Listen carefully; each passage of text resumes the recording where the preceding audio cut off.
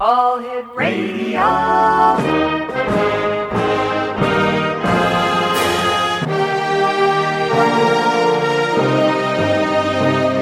Welcome to the X Zone, a place where fact is fiction and fiction is reality. Now, here's your host, Rob McConell.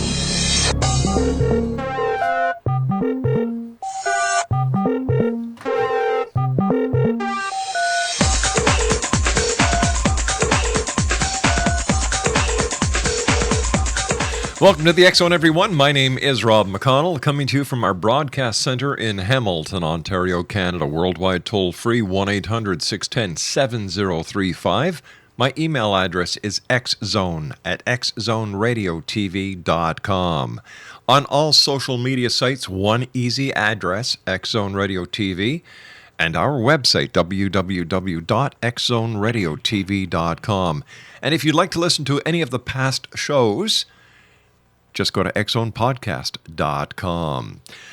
My guests this hour, X Zone Nation, Sheila Himmel and Fran Smith, are the authors of a very interesting book entitled Changing the Way We Die, Compassionate End-of-Life Care and the Hospice Movement. Their website is www.changingthewaywedie.com. And to both you, Sheila and Fran, welcome to the X Zone. Thank you. Thank you. It's great to be here. Now, Sheila, what was it that you decided, what was the reason to decide to write a book on changing the way we die with Fran? Well, Fran and I have been friends and colleagues for years, and it turned out that our fathers died around the same time, so we started talking, as friends do, and it turned out we'd had very different experiences. Fran's father died after a long decline in the hospital, and my father also had a long decline, but he died in hospice.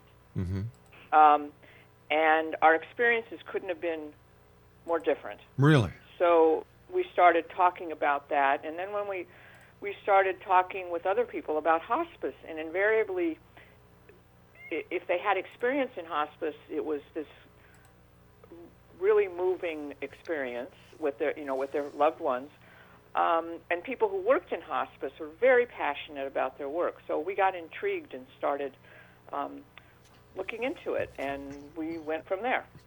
Now, Fran, do you see a major change in the way that society is looking at death over the last 10 years? Well, there's certainly been a change over the last 30 years. It was really a taboo subject back in the 60s and the 1970s. We're definitely seeing more people willing to talk about it, engage these issues. So many of us have seen people die in hospitals and intensive care units getting, such brutalizing treatment until the very, very, very last gasp. And people don't want to die that way. They don't want to see their loved ones die that way. So there's a shift. Now, the hospice concept for those who are getting ready to make that final transition from this reality to what lies beyond the beyond, how long has this been in existence? Well, it was started by a doctor in England, Cicely Saunders, and in the 70s she visited the United States, and it started gaining traction here because that was at the time when holistic health was starting to be talked about, and people were starting to talk about taking control of their own lives, in many aspects. But it really took off, as Fran said, in the last decade or so, and it jibes with our need to control our own lives and our health care, as well as the demographics of the baby boom, the coming tsunami, basically, of people who are going to need end-of-life care. So it seems that the public became more aware of the hospice situation as more and more people with AIDS were getting their stories out. Yes, certainly there was. AIDS really brought it to the fore, and also really led to a change in how hospices perceive their mission. Hospice began back, as Sheila was talking about, in the days of Cicely Saunders and the early hospices, hospice programs here in the States and in Canada, really as a program primarily for cancer patients. AIDS really shifted the focus because, lots of people die of lots of things, and it made no sense to focus strictly on cancer patients. So AIDS kind of came next, and now more than half of patients in hospice programs have non-cancer conditions and non-AIDS conditions, Alzheimer's disease, congestive heart failure, end-stage kidney disease, and other chronic illnesses, all the things that we die of today. Ladies, please stand by. We have to take a 2-minute commercial break. We'll be right back. Exo Nation, my two special guests this hour, Sheila Himmel and Fran Smith. They're the authors of Changing the Way We Die. And their website is www.changingthewaywedie.com. I'll be back on the other side of this 2-minute commercial break with Fran and Sheila as we continue talking about the title of their book, Changing the Way We Die, here on the X Zone from our broadcast center in Hamilton, Ontario, Canada, and on the Sirius Satellite Network. Don't go away.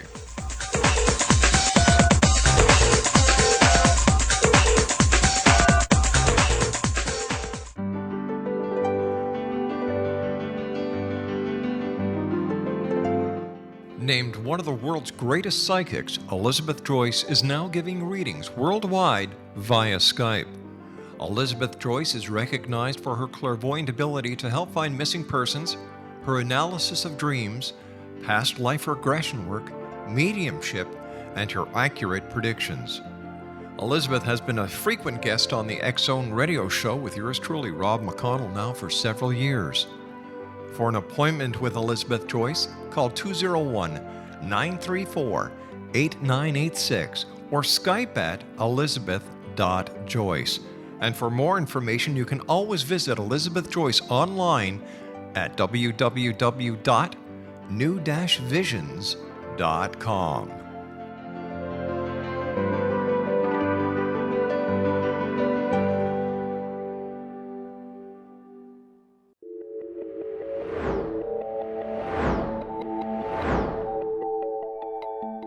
Do you have a dis-ease that you would like to alleviate through a natural means? Have you been contacted by angels, ghosts, or even extraterrestrials and want to validate these experiences? Or would you simply like to speak with someone who can help you find your life's purpose? I'm Dr. Joseph Mara, and I'm offering my services free of charge for first-time clients contacting me during the month of April. These free consultations include angel card readings, guided meditations, life coaching, and energy healing. If you have always wanted to explore these types of experiences but were skeptical or simply could not afford them, then take advantage of this free special offer. Contact me through my website, aguidinglight, spelled lite.com, to schedule your consultation today. Until then, I offer you love, light, and laughter.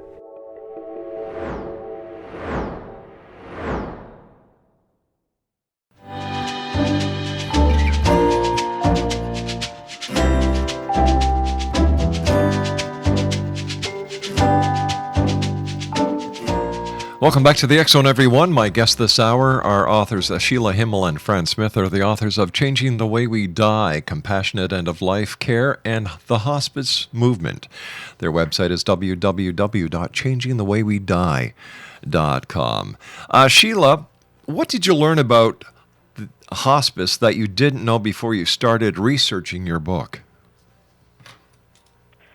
Well, first of all, that hospice is not, I thought, as many people do, that hospice was a place, and it was a place, that you go to die, not a place anyone would want to go. Now, in the United States, hospice, by and large, is done at home. It's not residential as it is in many countries in the UK. We basically bring hospice to the people, to home, and that could be also in a nursing home, but we really don't have residential facilities. One of the people that we interviewed said she thought hospice was like, she pictured it like a parking garage with people lined up, ready to go, and not a place anyone would want to go. No.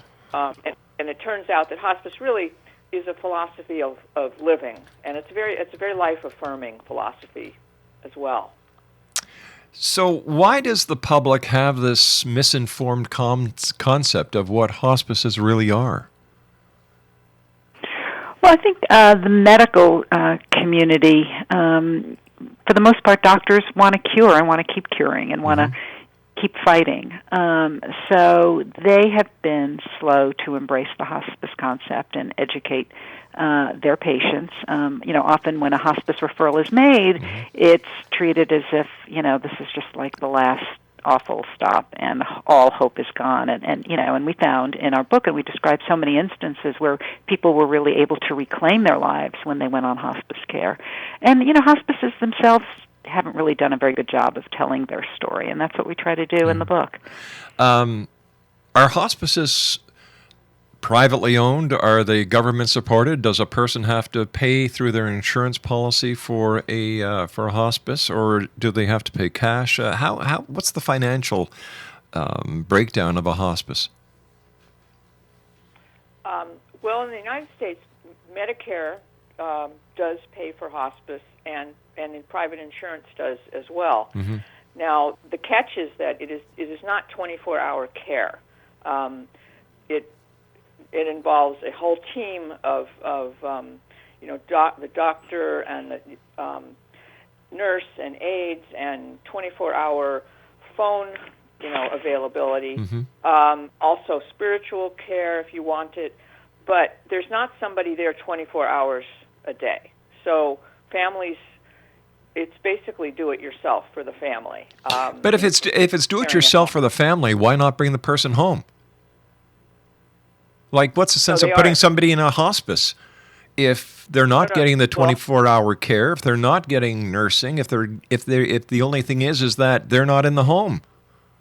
No, I'm sorry. I'm maybe misled you.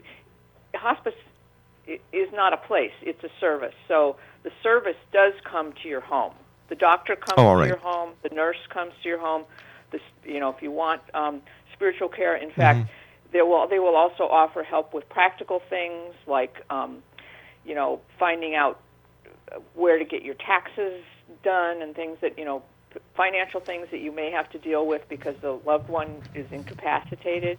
The services really are very broad, but not there on the spot all the time, as you would have in a hospital. All right. Once again, I'm a little confused here, because what I'm hearing is, all right, the hospice is at your home. These people come to your home. Am I right? Right. Okay. So why do you call it a hospice then instead of home care?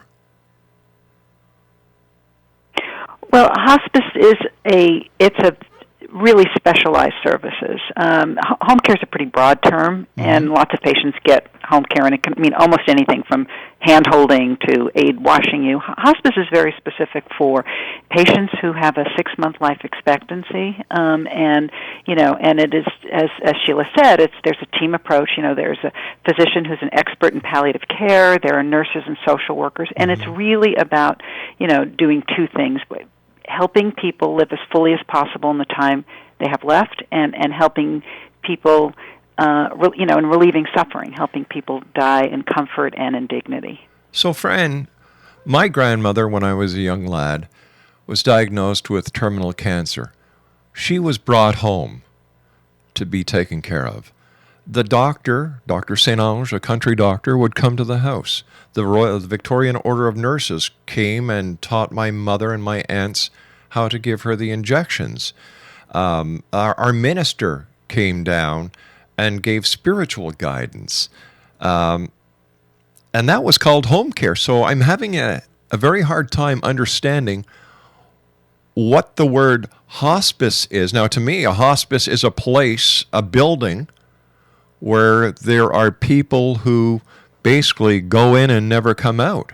So what's the difference between what my grandmother did with my family compared to what we're talking about now? Well, in Canada, hospice is much more residential focused. You know, the kind of the building that you're talking about. In the United States, hospice in many ways looks like exactly what you're describing. But right here in this country, you know, there aren't country doctors who come and visit your home anymore. And hospice, in a way, it returns dying and death to families to doing it the way it was done, you know, in an earlier era, as an alternative to what has been happening, you know, both in the United States and really all over the world, which is that, you know, many people who have cancer and are about to die are, you know, are in hospitals or getting chemo up until the last day. You know, if there's not a doctor and a nurse and a spiritual care coming into the hospital to help them make the passage. It's brutal treatment until the very end. Geez, I'm glad I live in Canada. You know, it seems so cold and callous. Basically, what it sounds like is, all right, you're sick, you're dying. We need the bed to make more money. Go home. No, it's not like that at all. It's most people on surveys. Most people say they prefer to die at home. Well, who wouldn't? Who wouldn't? I agree with you 100%. Right, yeah. But it sounds as if the hospital, who makes a lot of money each and every day from the public, from the government, and from insurance companies, would rather have that bed available to a person who they can make a lot of money on compared to the person who is facing their final days. Well, yes. But hospice is a way to support that person going home. So, yeah, I mean, but, you know, even if a person's facing their final days, hospitals can still make a fair amount of money on them. So, you know, hospitals don't necessarily want to shove them out the door in the final days. So tell me, is it possible, Sheila, to have a good death? Yes. My mother, my sister, and I were with my father the morning that he died, and it was very peaceful. It was just like the spirit, you know, went out of him, and he, you know, he wasn't there anymore. It reminded me of, it's sort of a mirror image of when my children were born. You know, and there were two of us in the room, and plus the nurses and stuff. But and then suddenly there were three people, and it was the opposite with this. There were my family was there, the four of us, and then he was gone. I mean, his body was there, but he was gone. So I was really, you know, so reassured that it is possible to have a good death. Now, it's not always controllable, and often things happen that, you know, are hard to watch. But with hospice, they really take control of, they help you do the best you can.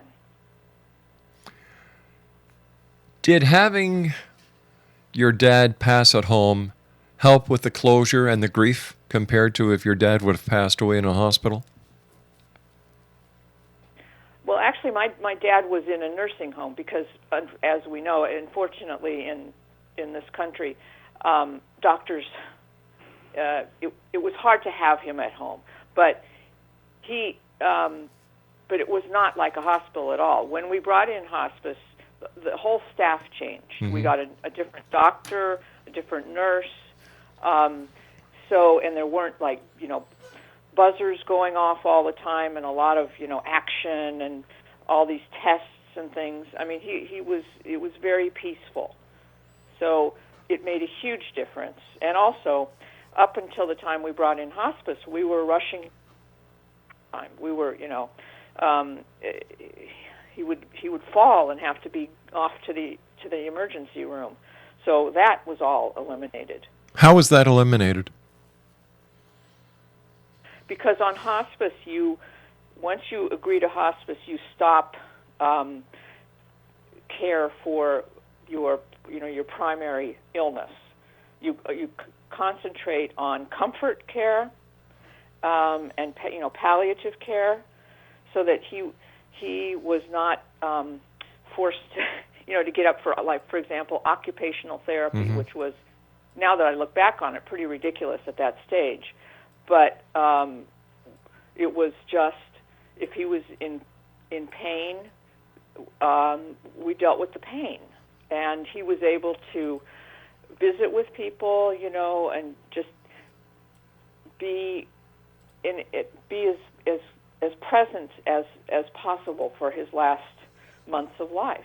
Ladies, please stand by. We have to take our news break at the bottom of the hour. X-Zone Nation, our guest this hour, SHEILA HIMMEL and Fran Smith. They're the authors of Changing the Way We Die. Their website is www.changingthewaywedie.com. That's www.changingthewaywedie.com. My name is Rob McConnell. This is the X-Zone, a place where people dare to believe and dare to be heard. And we're heard around the world on the X-Zone Broadcast Network and the Sirius Satellite Network. If you'd like to send me an email, xzone@xzoneradiotv.com is my email address. And you can listen to us 7/24/365 on your computer, on your iPad, on your iPod, and on your telephone by calling 213-401-0080. I'll be back on the other side of this news break, and words from our fine sponsors. Don't go away.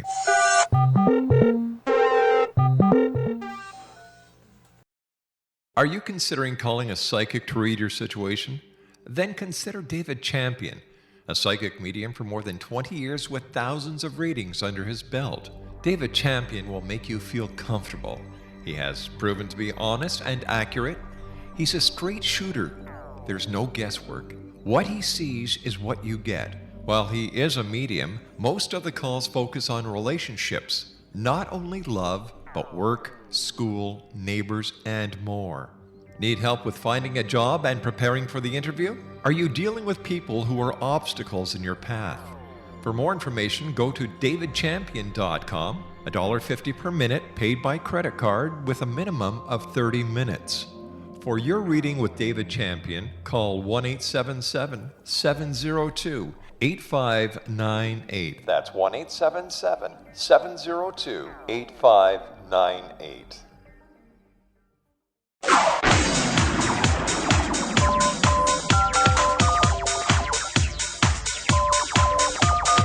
Now you can dial in to listen to the X-Zone radio show from anywhere in the world with Rob McConnell 24/7, 365 by dialing 213-401-0080. That's 213-401-0080. If you have a mobile phone or landline, the X-Zone radio show with Rob McConnell is now at your beck and call at 213-401-0080. That's 213-401-0080, 24/7, 365.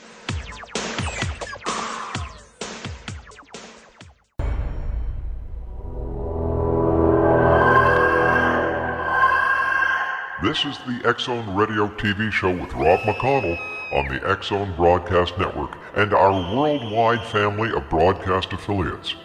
If you have a question for Rob McConnell or his guest, or if you've had a paranormal experience, call toll-free 1-800-610-7035 extension 0 or email xzone@xzoneradiotv.com.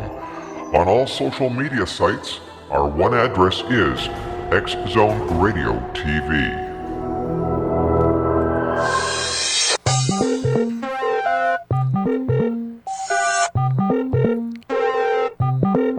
We're talking this hour to SHEILA HIMMEL and Fran Smith. They're the authors of Changing the Way We Die, and their website is www.changingthewaywedie.com. Fran, it almost seems that having somebody in a nursing home, like, if you don't mind, Sheila, can I use your dad as an example? Of course, yeah. Okay. That, Fran's dad would fall, and basically he wasn't taken to emergency. It seems as if at times, from what I'm understanding, is there a difference between a hospice and assisted suicide?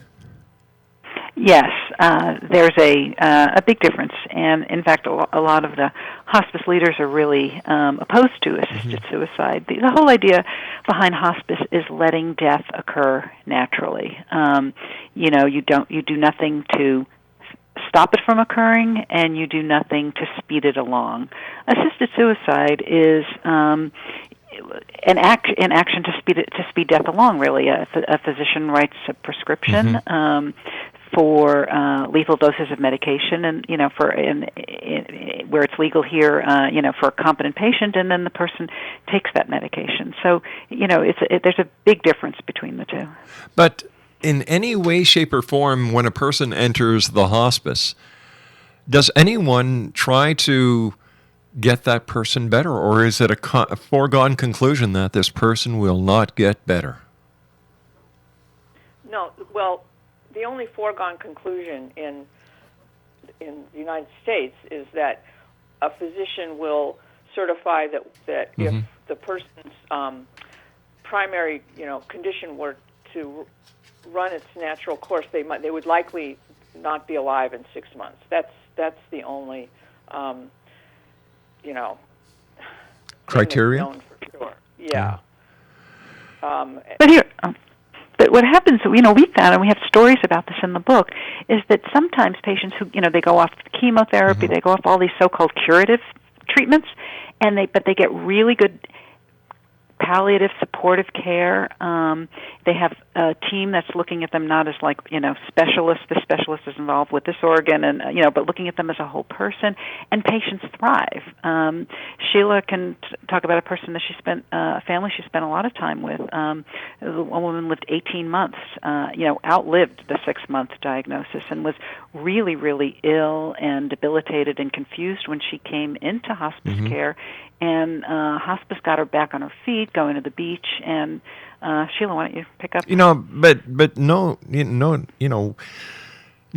disrespect here, but did the lady still die?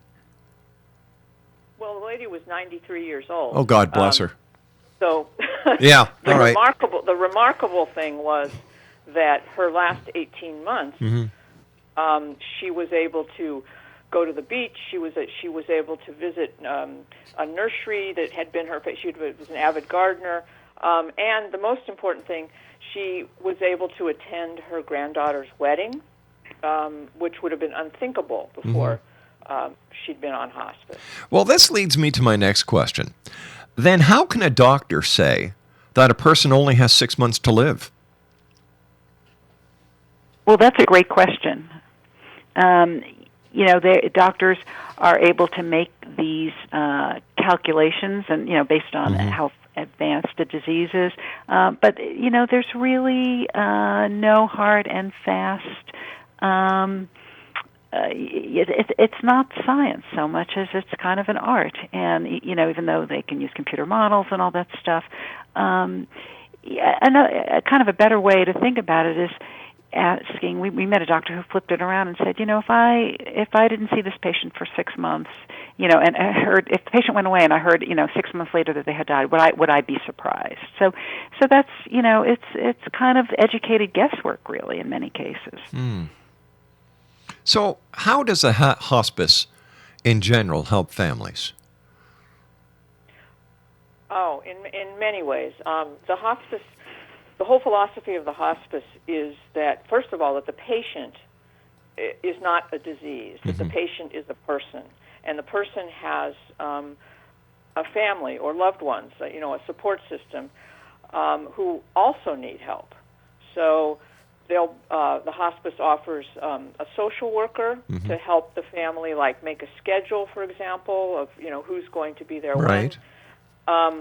Also, as I mentioned, spiritual care, which turns out to be very helpful to people, to families in that time, and it also includes bereavement care for the family. And we've got a couple of chapters about people who joined a bereavement group when their spouses died, and this was the lowest point of their lives. They were just in despair. Of course. And none of them wanted to go to a group. But all went reluctantly, and now they're like a family. They celebrate holidays together, and they're, in fact, 3 couples have emerged from this group. So they kind of show in these chapters, we show that life goes on. Yes, life it does. Go on. I was wondering, Fran, if you could share with us some of the stories from your book. Sure. Well, we open the book with the story of a man named Rusty Hammer, and that was really his name. And he was diagnosed with a rare leukemia at age 50. Just as he was turning 50, he had back pain, and it didn't go away, and he got an MRI, and it lit up a massive tumors. And he was a go-getter. He'd been a political dynamo in California, very elected office at a very young age. And, he fought like hell. He went through treatment for 4.5 years, hundreds of nights in the hospital, hundreds of different medications, all kinds of surgeries. And when somebody suggested hospice 4.5 years into this, he was horrified by the idea. He thought it really meant giving up. Yeah. And a social worker came and posed the question, rather than think about giving up, said, Rusty, what do you want to do with the rest of your life? And it really reframed the choice for him. And he ended up going into a hospice program, which meant he was home. He got care at home. He accomplished a lot in those last 6 months. Sheila, why don't you talk a little bit about Rusty? Right. When he went to hospice, they eliminated these horrible trips to the doctor, which would involve, his wife getting him into the wheelchair and packing up all their things and getting to the hospital and, waiting for the doctor and waiting for a bed and waiting for all that, and then recuperating from that the next day. So instead of that, he was able to be at home and have a sort of a salon of his high school buddies came over and they talked politics and they had pizza and he was able to write a book that he'd been wanting to.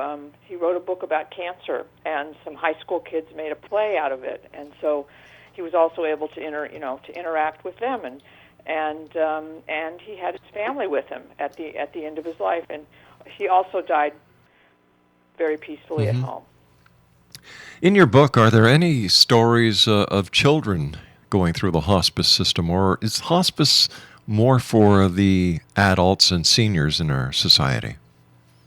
Well, there are hospices for children, and they do incredible work with kids and with families. We don't include that in the book because it's a very different kind of system, and it brings up all kinds of different issues. So it was kind of hard to kind of meld the two together, but it's a really important area. Maybe the next book will do. Yeah. How would people choose the best hospice for their best, fit best for their loved one?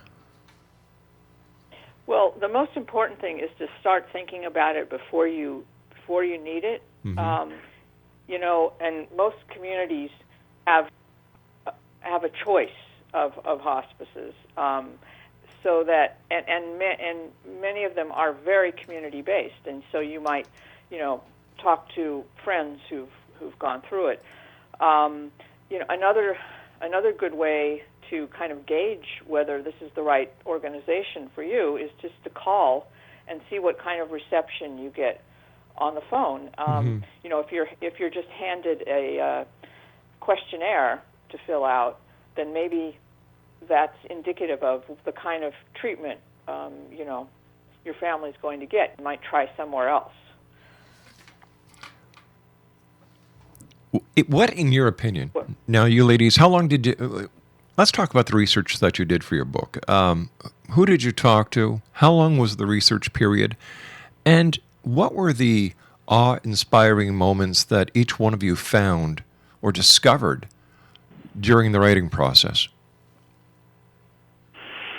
Well, we spent about 2.5, 3 years researching and writing the book, and while we were writing, we're still researching. And we are journalists by profession, so we really took a journalistic approach, which is we talked with everybody and anybody who would talk with us. And really one of the amazing things was that we found families who had experienced hospice really wanted to talk about it because they had, for the most part, because they had had such good experiences, and it was really an unexpected positive at a time when life didn't seem to offer any. Awe-inspiring moments.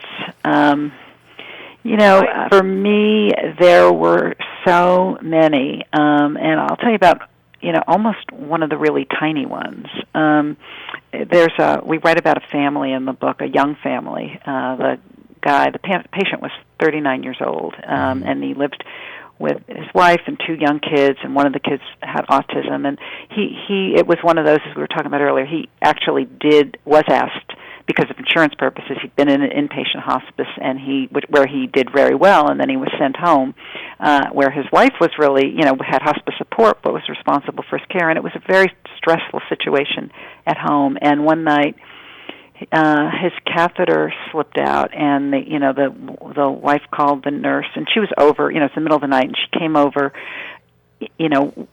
within minutes, and expertly reinserted the catheter, and then spent a long time, talked with everybody in the family to get everybody calmed down. And then at the end, it's like 2 or 3 in the morning, she just picked up the broom and started sweeping the kitchen. And the wife said, "Well, you don't have to do that." And she just said, "Well, we're here to help you too."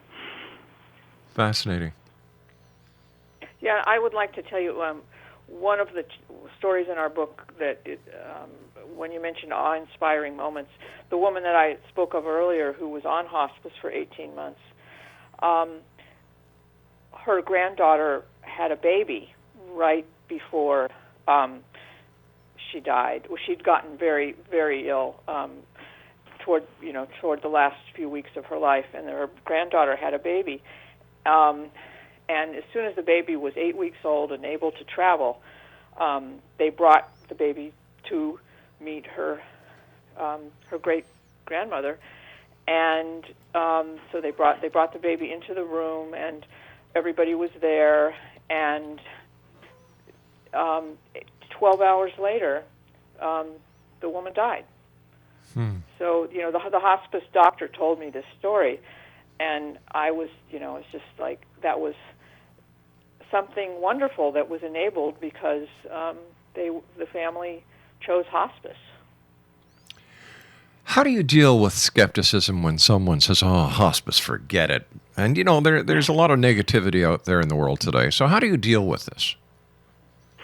Well, I personally dealt with this with my mother throughout the writing of this book. Every time she'd ask me how the book was going before I could even answer, she'd say, "Oh, it's so depressing," And we just came out of this so inspired by the courage and the grace of, families and the caregivers and healthcare providers. And, that's what the stories in the book talk about. That's what we found to be incredibly life-affirming, and that's the message we're putting out.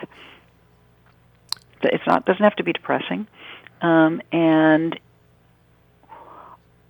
the question about dying isn't if, but when. And that if, we engage these things, as, Sheila said earlier, if you think about these things earlier, you're really much better prepared to make good choices that allow you to live fully and that eliminate the possibility of a lot of futile medical care at the end of life. All right, ladies, please stand by. We have to take our final break for this hour. Exonation, our guest this hour, are 2 ladies who have written a book. It's entitled Changing the Way We Die, Compassionate End-of-Life Care and the Hospice Movement. It's by Sheila Himmel and Fran Smith. And their website, www.changingthewaywedie.com. And where is your book available, Fran? Well, all of the major, online sellers, Amazon, iTunes, Apple Store, right. Barnes & Noble. So online as well as brick and mortar stores? Yes. Okay. Yeah, and it's available, it's available in book form and in ebook. Excellent. Fran Smith, Sheila Himmel, please stand by. We'll be back on the other side of this break as we continue talking about the Changing the Way We Die. Their website, once again, is changingthewaywedie.com. My name is Rob McConnell. This is the X Zone. We'll be back. Don't go away.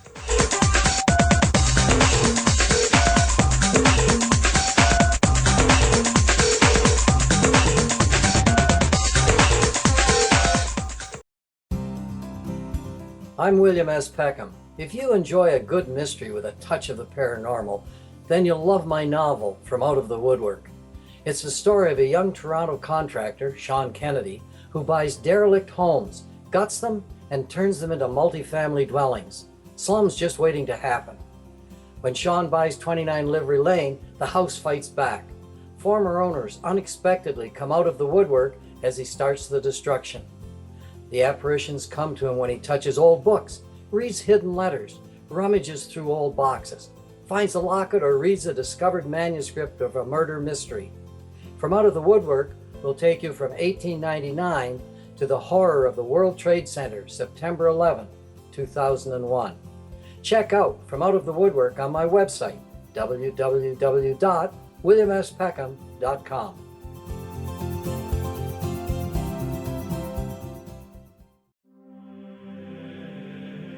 Rob McConnell here, presenting an overview for Nicholas Paul Jennings, author of a fascinating book, Amen. It presents facts revealed by Egyptologists, facts that enable us to understand why Amen is the beginning of creation of God.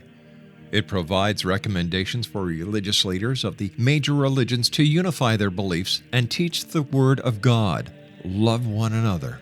Amen informs people how mankind conceived God. It was the Egyptians that developed the concepts of a soul, a hereafter, and Son of God. And finally, after the worship of many gods, they conceived the belief in one universal God, the maker of all there is. For more information, visit www.futureofgodamen.com. That's www.futureofgodamen.com.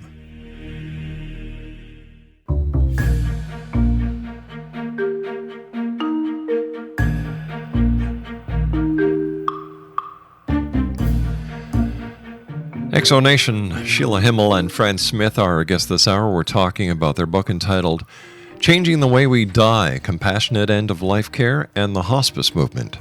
Their website, www.changingthewaywedie.com, and their book is available on all online and brick-and-mortar stores in both print and in e-format. First of all, ladies, I want to thank you so much for joining us. It's been a great pleasure talking to you. What are your final words for the people around the world who are listening this hour, Sheila? Well, as Fran was saying, this is not a depressing topic. There are ways. There's a card game that you can play called Go Wish that helps you start the conversation about these issues, and it's something that families should do before they're in crisis, and they can really have take control of their last months, the last years of life. And Fran, what are your final words for this hour? Well, I would add to what Sheila was saying and say to people, even if you don't want to be thinking about these things for yourself, do it for your family. It makes such a huge difference to survivors when a loved one dies well. Is there any evidence that having a person spend their final time in a hospice, that it brings the family together? Does the family bond, and is the grieving period lessened by the hospice experience? Well, the grieving period, that's uncontrollable, but the guilt is definitely relieved. I mean, people don't witness their loved ones dying tied up to machines and having all kinds of emergency things going on. As I said with my father, it was very peaceful. So people don't look back on it and say, "Oh, that was horrible." I mean, they're allowed to feel that they've done their best, and that helps them heal. What is the percentage hospice versus traditional hospital? Well, in the United States, it's 44% of deaths now take place in hospice care. So really, most people still are dying in hospitals, but that number has just really changed dramatically over the last 10 and 20 years. Is it more? Is it more financial? Yes. Is it more financially advantageous for the family to have the person pass away at home, or more financially advantageous to have the person pass away in a traditional hospital? Financially, it's so complicated because in this country, as you know, the insurance is very messed up. So it's not going to cost. I mean, the costs of hospice at home are only going to be if the family wants to bring in an aide or like a personal health aide to help in certain times. So that's not going to be a huge cost because you're not they're not paying for the medication or the professional care, but they may need some kind of a home health aide, which is not an inconsequential cost, but that would be it. Ladies, I want to thank you so much for joining us. We have to say so long for now, and continued success. And if you do write the book on the child or the children's hospice, I'd love to have you back on. Exonation, Sheila Himmel and Fran Smith have been our guests this hour. They're the authors of Changing the Way We Die and their website. Do you have your pencils and paper ready? All right, their website is www.changingthewaywedie.com. I'll be back on the other side of this commercial break with the news at 6.5 minutes past the top of the hour as the X Zone continues with yours truly, Rob McConnell. After all, this is truly a place where people dare to believe and dare to be heard, and we're coming to you around the world from our broadcast center in Hamilton, Ontario, Canada, on the X Zone Broadcast Network and the Sirius Satellite Network. Don't go away.